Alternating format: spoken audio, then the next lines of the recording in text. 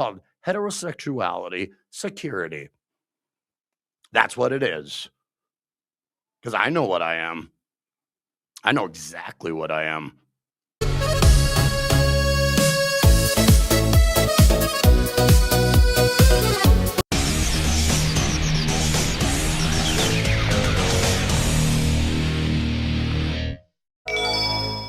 Fuck off, because you know what you were doing.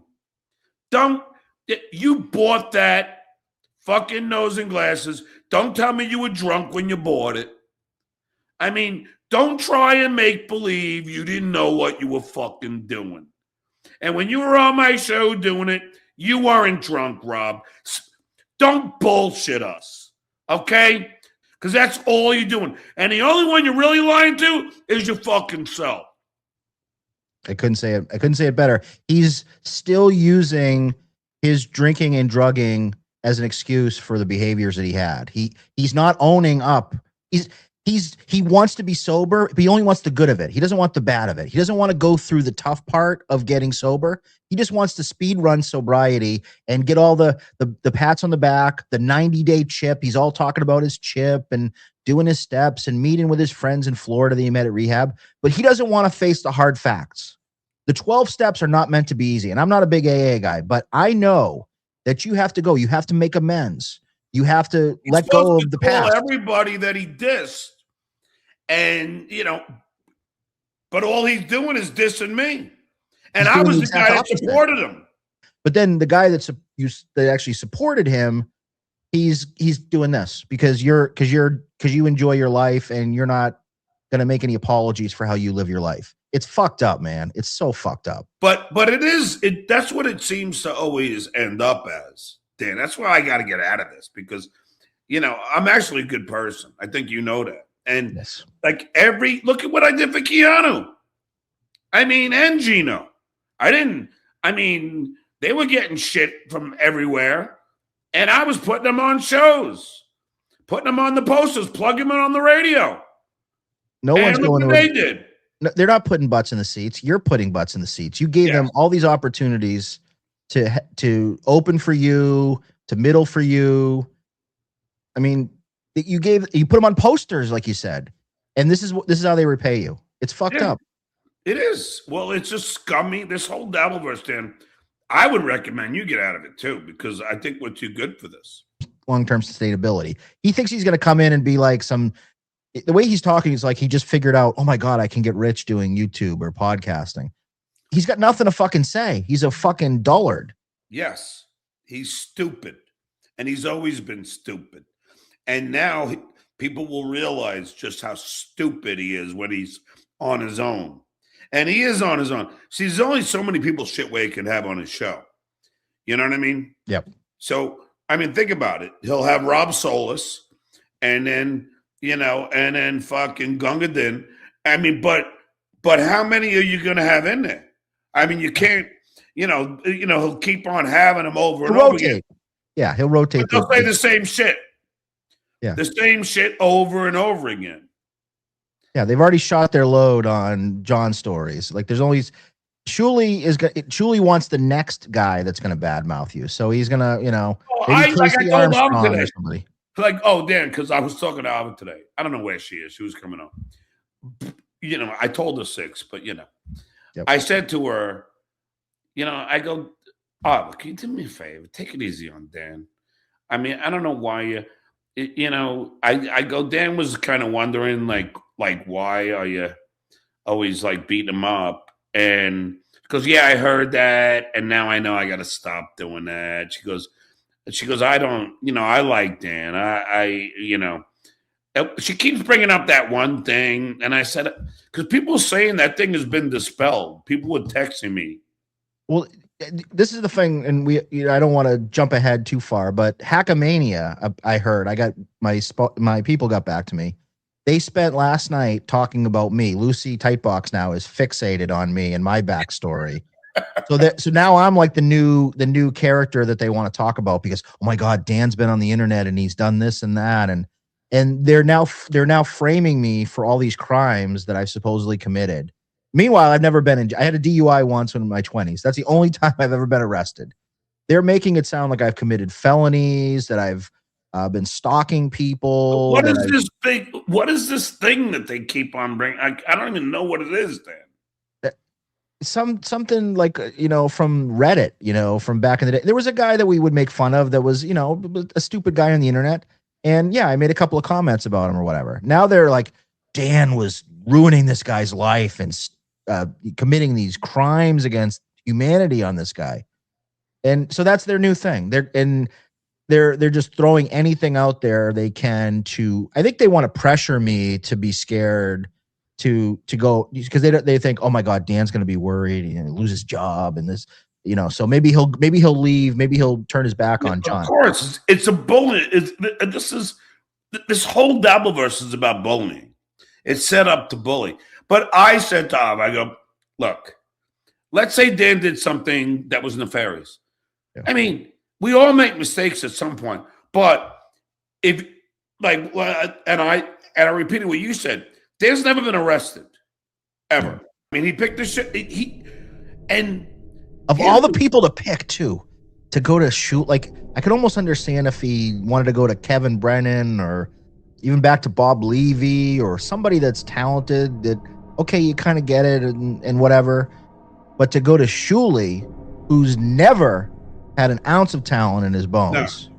No. The only thing he's talented at is turning on his stupid fucking YouTube and talking about you, playing videos of you. That's all he's got, and that's not even a talent. Don't forget, I'm sorry for interrupting. Don't forget, he came in last on Win John's Job. I mean, that is really says it all, because to win my job, you had to have creative bits. Like, you had to come up with things to win my job. Shitware came in last, meaning even Howard and the fans were like, he ain't funny. I don't normally get anyone complimentary on my shows. So it's got to be them doxing a family member of yours or something. Yeah, let's just skip that one. Yeah, exactly. I mean, look, assholes, I know you think it's funny in your little world, and your little let's fuck with Dan and fuck with John. How is that funny? And by me reacting gives them that little dopamine hit. But how is that funny to you? Like, how does that make you feel better? They're so thin-skinned that you say anything, you say Kumia, you say Shuli, you say Carl, it all gets back to them. They have to know everything that's negative that's said about them. They can't stand that anyone would dare question how great they are, especially not you. So, like, it just doesn't compute. Like, why are they so obsessed? Like, what is this obsession? I don't get it. I'll never get it. Well, I think it's just the same obsession. Well, and I know I'm going to get a lot of shit for this, but it's the same obsession with Howard Stern. Because when you have, like, in the Dabbleverse, I'm the sun that they all revolve around. And we have smart people who said that. Vince has said the same. I mean, there is no Dabbleverse without me. Good. Let's go. How does that work in someone's head? Like Dan, how does that in Rob Soulless's brain work, where he thinks, like, this is what another thing. Ava would love this, but I don't know where she is. But he claims when Ava and Keanu were on, this is his what? Now, out of all, Dan, I want to put this in perspective. Out of all the things that Shitware and Lady K said about Rob Soul, the dog diddling, the HOA, the aunt, the aunt, like, all the things they accused him of, everything. His lament, his problem with me was two things. One was I didn't defend him when Ava and Keanu were beating him up. Now, that's untrue. I did. Because when they said that he was a dog diddler, I said, no, he's not. Stop. No, he's not. I did defend him. He's a fucking liar. He's a fucking liar. And then the other one, you know, and then he says, he said I never defend him. I was singing Give Peace a Chance, Dan. I go, can't we all get along? You know, I mean, the whole time. I wasn't taking sides. And then he was mad that I asked him if it was okay that I bring him on. Now, Dan, I've asked, like, if somebody comes into the room, I would say to you, Dan, for anybody, I don't care who's on my show, Dan, is it okay if I bring this person in?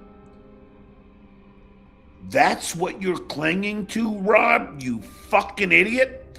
That, instead of all the shit they've said about you, you're clinging to those two things to support your justification for turning your back and stabbing it in my fucking spine, you fucking loser. Thank you. You gotta be a real derelict to not fucking be able to drive. I gotta arrange dirty deeds to pick you up, to take you out to dinner because you can't fucking get a driver's license. What the fuck? Damn. I mean, this is the losers we're dealing with here. You know, how can you not get a driver's license? I can't even fathom it. And I get sometimes people live like maybe he does have one. I think he said he's just afraid to drive. Yeah. What which is even worse. What's up? Because anybody can get a cheap car. You can get for a couple of grand. You can get a cheap beat up car or lease a car or something. But to be scared of driving, because it's not like he lives smack dab in Manhattan or something where you can just like walk and take the train or whatever. It's inconvenient for him not to drive, and he inconveniences everyone in his life. That's the kind of guy Rob Saul is. It's not about how Rob Saul can function as an adult. He's going to inconvenience everyone, but you're supposed to give him pats on the back when he does like basic things that a little child could do. That's Rob Saul. He's a child. Oh, he's totally a child. Charlie McDennis, why are you so scared of admitting you're an alkie? First of all, I don't think of... All right, Dan, here's the thing. First of all, I've been driving since I was 16 years old. Same. Now, I'm not gonna, I have never in my life been 86 from a bar. You know what that means, right? Yes. Go back and guilt trip people from your past. And you're not supposed to like proselytize, especially early on in the process. You don't proselytize. Nope. You've only been sober for 80 days and act and lord it over people, act like you're better than them, brag about your chip, brag about everything you're doing great. You lost all this weight. That's how you set yourself up for failure. And to do it to someone who was a friend, to go back and throw it back in your face, it's fucked up, man. It really is. And by the way, if you watch when he was a guest on my show, he was the inebriated one. Oh, yeah. He would drink the real strong. This is pica material. He'd be pie-eyed when you did the show. Oh yeah, like, this is literally fucking club soda with a little bit of alcohol. And that's why it's so funny. Now, yeah, I've done some drunken streams. Most of the time, it's because I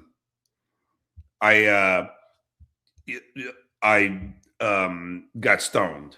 That's where it fucks me up, Dan. Like if I get stoned with weed, then that's it. That'll fuck me up. That's why I don't get stoned anymore on a stream. That's how I used to wake up with in college with marker on my face when I had a little weed when I was drinking, and then you pass out. You can't remember the night, and yeah, it's fun, but it's.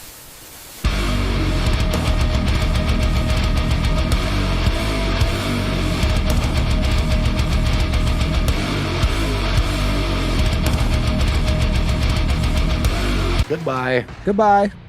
You're Your clipping of my show sucks dick. Without Dave, I wouldn't be here. Well, now we know who to blame. If you enjoyed this clip, you can thank the ultimate life form by using the super tip link in the description. Do it or don't. Final Boss. That's right, Final Boss. I love Final Boss. I'm doing fine. How are you?